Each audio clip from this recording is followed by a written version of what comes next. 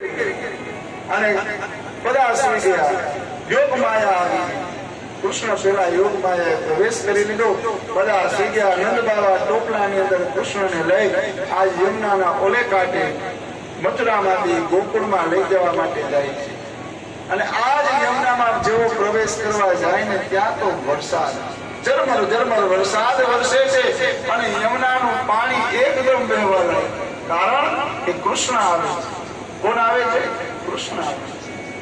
યમુના નદી એટલી ગાંડી તુર બની કે નંદ બાવાના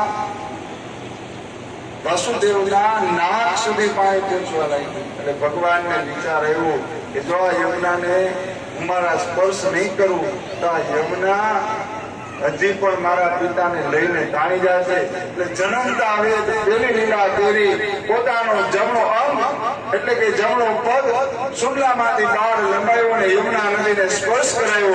જેવો